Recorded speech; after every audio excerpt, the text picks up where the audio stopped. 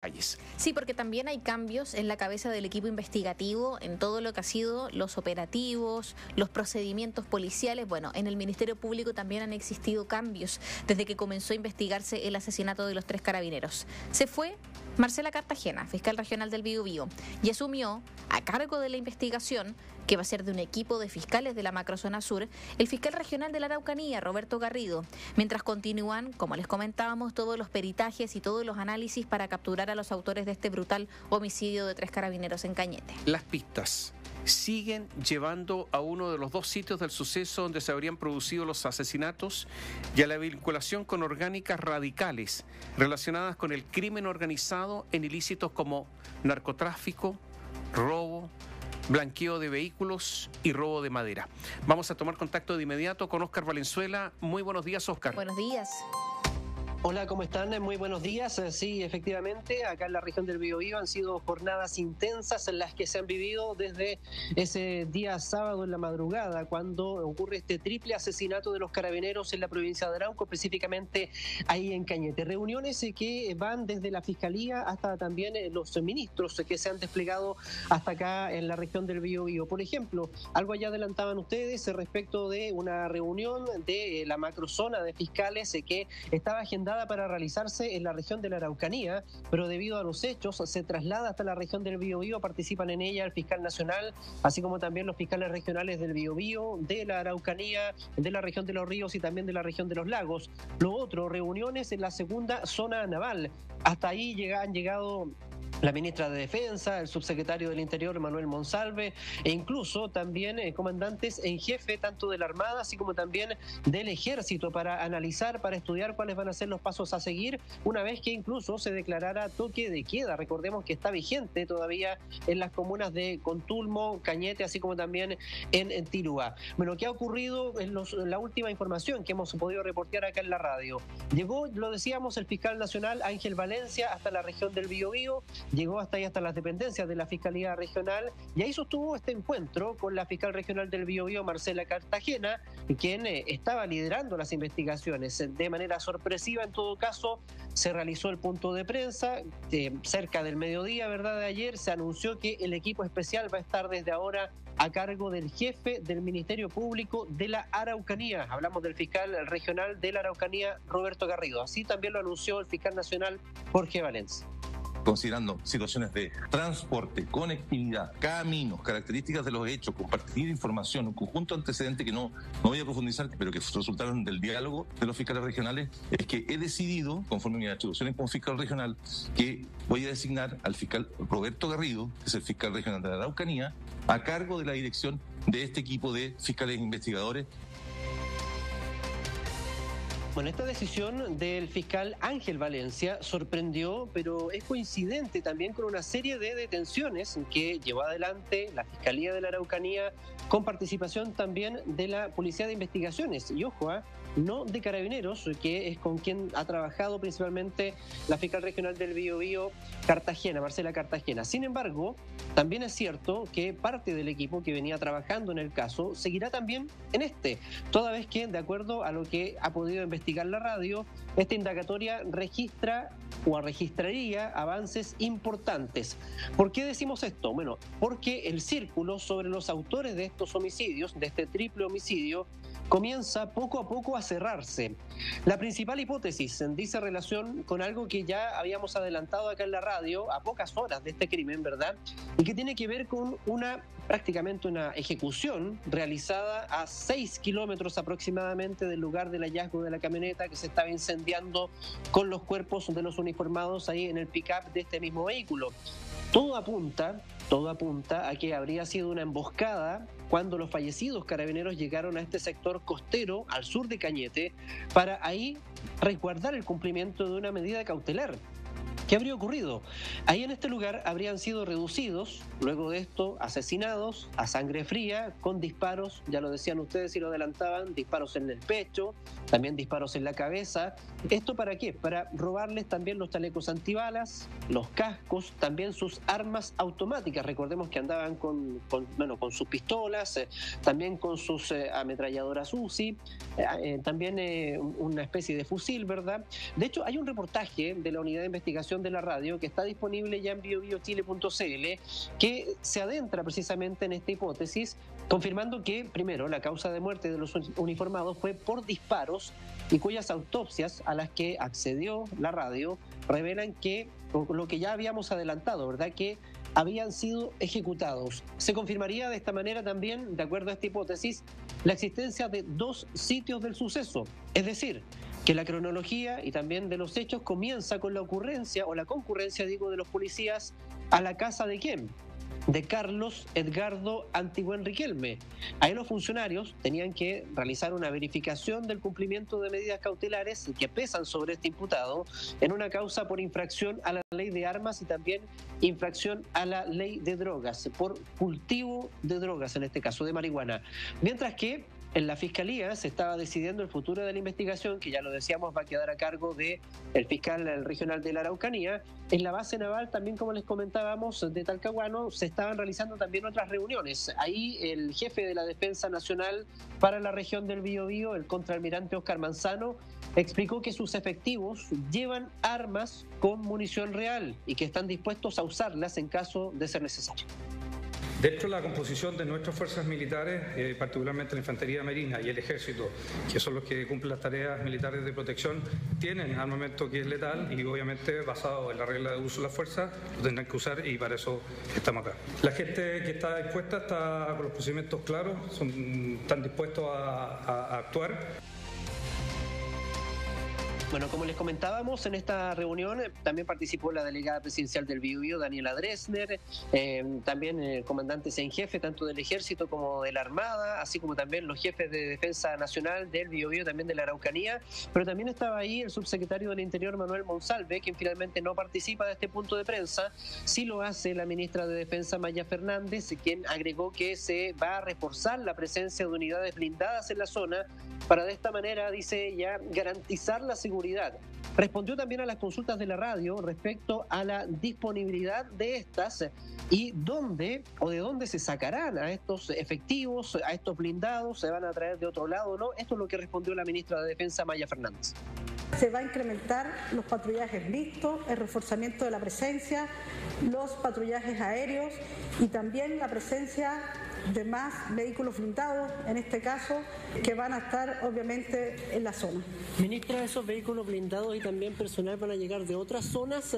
La planificación los hace la jefa de la Defensa Nacional teniendo en cuenta la información. Ustedes saben, mucha de esta información es secreta, por tanto no vamos a dar detalles ni de los operativos ni del despliegue de la fuerza. Bueno, ahí estaban entonces las palabras de la ministra. Eso sí, hay antecedentes, cuando han tenido que traerse refuerzos, por ejemplo, para los incendios forestales del año pasado, llegaron refuerzos de la Armada, principalmente desde la primera zona naval, es decir, desde la región de Valparaíso. Mientras tanto, en terreno, se siguen realizando operativos, están dirigidos ahora ya por la Fiscalía Regional de la Araucanía. Todo esto ha significado la detención de 5 personas, todos oriundos de los sectores investigados y vinculados también al robo de vehículos en la ruta que une a Cañete con Purén. O sea, estamos hablando ya rutas que están finalmente entrelazadas entre la región del Biobío y también entre la región de la Araucanía. Bueno, y como les comentábamos, todo apunta a que son grupos delictuales que mezclan muchas actividades ilícitas, entre ellas, por ejemplo, el robo de vehículos, el blanqueo también de estos vehículos, también el robo de madera, además del narcotráfico. Todo esto que muchas veces tienden a mezclarse con reivindicaciones étnicas, pero que muchas veces estos grupos tampoco tienen mucho que ver con estas reivindicaciones étnicas. De ahí entonces que muchas veces las mismas autoridades lo han dicho, que muchos de estos grupos utilizan o se disfrazan con la causa mapuche para finalmente comenzar a apoderarse del territorio y luego de esto comenzar a realizar este tipo de ilícitos. De esta manera apunta, por ejemplo, o podría eventualmente la investigación apuntar a la RML, la Resistencia Mapuche Lafkenche, donde hemos escuchado a la resistencia mapuche Lafkenche, por ejemplo. ¿Se acuerdan ustedes del atentado al molino Grolmus, donde una persona perdió un ojo, hay otra persona que se le tuvo que amputar una pierna? Bueno, ahí actuó la resistencia mapuche Lafkenche. Son personas que actúan con extrema violencia.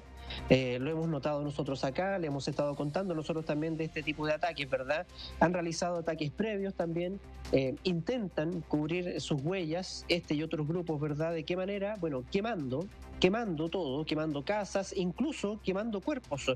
Por ejemplo, como un hecho que ocurrió en el sector Manqueche en el año 2021, donde llegan personas desde la región de la Araucanía, se juntan también con otras personas de la región del Biobío, y ahí finalmente hay una persona incluso que está condenada por este hecho. Finalmente termina una persona herida a bala y hay 2 cuerpos que también terminan quemados. De hecho, uno de los cuerpos resultó en la práctica quemado por completo, se le reconoció finalmente por algunos tatuajes que tenían algunas de las extremidades, y es así como también actúan estos grupos, y hacia allá estarían apuntando todas estas indagatorias que quedan ahora, como les comentábamos, a cargo del fiscal regional de la Araucanía, quien estará capacitado también para conformar su propio equipo. Hablamos de Roberto Garrido. Oye, a ver, mira, algunas cosas. Se dice que hay 2 grupos que están en la zona: Huaychana, Ucamapu y la resistencia mapuche Lafkenche, y que este homicidio habría que ocurrido incluso en el límite de los dominios territoriales de ambos grupos. ¿Esto es así o no? Y que cuando los matan en un lugar pero los trasladan a otro, se traspasaría esa frontera. ¿Esto es así, Oscar? Bueno, es efectivo que hay 2 grupos que son los más violentos y que están principalmente compuestos por personas más jóvenes, que a diferencia de la coordinadora Arauco Mayeco, la coordinadora Arauco Mayeco tiene detrás de sus hechos un componente político respecto de recuperación territorial. Al menos ese siempre ha sido el discurso de Héctor Yaitul, por ejemplo, quien, recordemos, está enfrentando también o fue condenado, ya declarado culpable en hechos ocurridos tanto en la región del Biobío como en la región de la Araucanía. Este otro tipo de grupos finalmente se disfraza, según lo que han dicho incluso coordinadores de la macrozona del gobierno del expresidente Sebastián Piñera, se disfraza con la causa mapuche, y es ahí cuando comienzan a realizar este otro tipo de ilícitos. Y por lo mismo, claro, efectivamente, muchos de ellos también recurren a las armas, ha quedado de manifiesto, también finalmente se disputan también el territorio, porque es esa manera en la que están acostumbrados a operar. ¿Por qué se disputan el territorio? Porque, bueno, se tienen que disputar el robo de madera, se tienen que disputar también el tráfico de drogas, no tienen un componente tan político como es la CAM, ¿verdad?, con lo que tiene que ver con la recuperación territorial, y finalmente terminan transformándose en agrupaciones de crimen organizado, que eventualmente también tienen su jerarquía, que eventualmente tienen su manera de actuar, tal como lo hemos visto en otros ataques incendiarios, en otros hechos, y lo que eventualmente también se repite con lo que ocurrió con este triple y brutal homicidio, hay que decirlo, de los 3 carabineros el fin de semana. Oscar, tengo 2 preguntas. La primera, un tema más bien operativo, de cómo se va a realizar o cómo se va a llevar a cabo todo lo que es el operativo de estos nuevos carros blindados que decía la ministra de Defensa, Maya Fernández, y todo el operativo de seguridad en el marco de los funerales. Eso por una parte. ¿Cómo se va a organizar esa estructura para poder también resguardar la seguridad de las personas que viven en la zona y que están atemorizadas con justa razón? A ver, bueno, ayer le consultábamos a la ministra, ¿hasta cuándo se va a quedar el toque de queda? La verdad es que se va evaluando día a día. Y esto claramente lo decían también los vecinos con los que ha podido conversar nuestro colega Franco Hernández, que ha estado desde el primer momento de los hechos en la provincia de Arauco. Lo valoran que efectivamente esté este toque de queda, y esto se va a ir evaluando día a día. De hecho, ¿por qué es este toque de queda? Es han dicho ellos, para favorecer las labores investigativas. Recordemos que se indagaron, se han hecho también operativos, ingresos a algunas viviendas, están también estudiando 2 sitios del suceso, y por lo tanto se requiere de espacio y tiempo para poder realizar esto bajo el resguardo, por supuesto, de fuerzas militares y también de carabineros. Respecto de a dónde van a llegar los eventualmente refuerzos o más carros blindados para poder recorrer las rutas, para poder posicionarse en la provincia de Arauco, la verdad es que le consultamos a la ministra, y la ministra ministra dijo que todo eso era información que no podían revelar, es información secreta, tal como se ha dicho con la causa, que se conoce muy poco respecto de hacia dónde avanza, por la misma reserva que recordemos tiene. De hecho, la fiscal regional del Biobío en su momento, cuando la tenía a cargo, decretó 40 días de reserva de la investigación, y que por lo mismo son pocos los detalles que se conocen, pero sí lo que se sabe es que se ha ido cerrando un tanto el círculo que apunta hacia lo que hemos conversado en este despacho, en este diálogo, y que finalmente, bueno, la experiencia dice que cuando se han tenido que traer refuerzos, los traen de la primera zona naval. Al menos así ocurrió cuando fueron los incendios forestales. Ahora, ¿de dónde van a llegar más blindados? Probablemente, tal vez de la región de la Araucanía, pero también considerando que la región de la Araucanía vive el mismo problema. Entonces, de ahí la escasez de recursos que podría haber respecto de blindados, de personal. La verdad es que no se quiso revelar de dónde podía llegar, pero es lo que ha ocurrido antes. Sí, Oscar, tú hablabas de las líneas investigativas. Preguntar simplemente en qué pie queda la fiscal regional del Biobío, Marcela Cartagena, porque ayer el fiscal nacional quita la causa de la Fiscalía Regional del Biobío, la pone a cargo del fiscal regional de la Araucanía, Roberto Garrido, que tuvo a cargo el caso del crimen del suboficial Eugenio Naín, también pesquisó el asesinato del sargento Francisco Benavides, por ende ha investigado casos también relativos o similares a lo que ocurrió hace un par de días en Cañete. Pero también se dice que la fiscal regional del Biobío, Marcela Cartagena, no está en buen pie respecto a su evaluación como persecutora a cargo de la región del Biobío. ¿Qué se sabe respecto a eso y en qué pie queda, su autoridad, sabiendo que se le quite el cargo a la Fiscalía Regional del Biobío? A ver, veamos hechos objetivos. Tú nombrabas, por ejemplo, el caso del Cabo Naim. Termina con personas detenidas, personas que efectivamente procesadas también por la justicia. Sí. Vamos a ver qué ha ocurrido en la región del Biobío. Por ejemplo, un caso que también ocurrió en la provincia de Arauco, el caso de Tomás Bravo, con muchísimos cuestionamientos respecto de cómo se llevó adelante este caso. Eso sí, la fiscal regional del Biobío, Marcela Cartagena, ha tenido algunos éxitos respecto de lo que es el robo de madera. Aunque no olvidemos también lo que pasó con este conocido personaje, el Mentolato, quien, recordemos, en primera instancia, cuando se le detiene, se deja en libertad. Y luego de esto, finalmente, es la Corte de Apelaciones de Concepción la que tiene que revertir esta circunstancia, porque finalmente nos habían entregado todos los antecedentes, ¿verdad?, por parte de la Fiscalía al Tribunal para que decidiera una prisión preventiva. Por fortuna, los comentaban acá en off, estaban esperando todos que se entregara el Mentolato finalmente en la cárcel de Leu y llegó a cumplir su medida cautelar.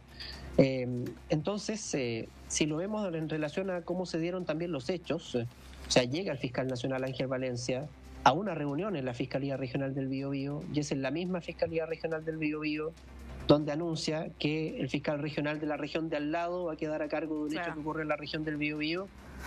Claramente, al parecer, hay mayor cercanía por parte del fiscal nacional con el fiscal de la Araucanía más que con la fiscal del Biobío. Sí, eso quedó un poco de manifiesto ayer. Oye, mira, algunas cosas. La información que se tiene es que estos carabineros iban a controlar una medida cautelar, ¿no es cierto? ¿Se sabe a quién iban a controlar? Sí, se sabe a quién iban a controlar. De hecho, teníamos por acá, aquí está, iban a controlar a Carlos Edgardo Antigüen Riquelme. Él imputado en una causa de infracción a la ley de armas y también infracción a la ley de drogas. Cultivo de marihuana, según lo que nosotros sabemos. ¿Esta persona habló con alguien, con algunas, con otros, y esas otras personas sabían, por lo tanto, que iban a llegar los carabineros? ¿Cómo supieron que Carabineros iba a controlar esta medida cautelar a esta persona? ¿Lo hacían en forma rutinaria, todos los días a la misma hora? Porque hombres armados no pueden estar permanentemente en un lugar. Tienen que llegar, esperar y ejecutar lo que quieren hacer. Entonces, ¿esta persona habló con alguien? ¿Y ese alguien es el que llegó con otros para esperar a los carabineros o no? Por ahí va la línea de investigación, ¿no es cierto? Sí, por ahí efectivamente va la línea de investigación. Ahora, bueno, muchos más detalles tampoco se conocen.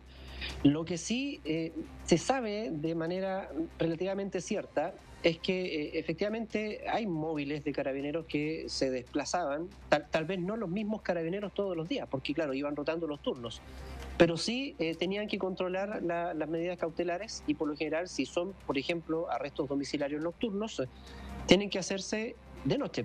O sea, después de las 9 a 10 de la noche comienzan a hacer su recorrido y efectivamente eso es lo que estaban haciendo también los carabineros que terminan asesinados. Claro, pero hombres armados, este es un comando, ¿eh? No es uno ni dos, tienen que haber sido más. No pueden estar mucho rato ahí porque evidentemente alguien se podría dar cuenta. Se habla de una camioneta roja. ¿Se supo algo de esta camioneta roja? A ver, lo que se sabe de esa camioneta roja, y es ahí donde también se está poniendo énfasis en parte de la investigación, es que se está buscando.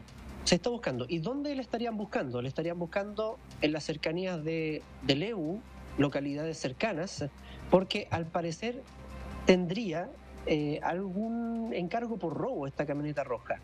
Y habría tenido alguna participación también, al parecer, en el primer sitio del suceso.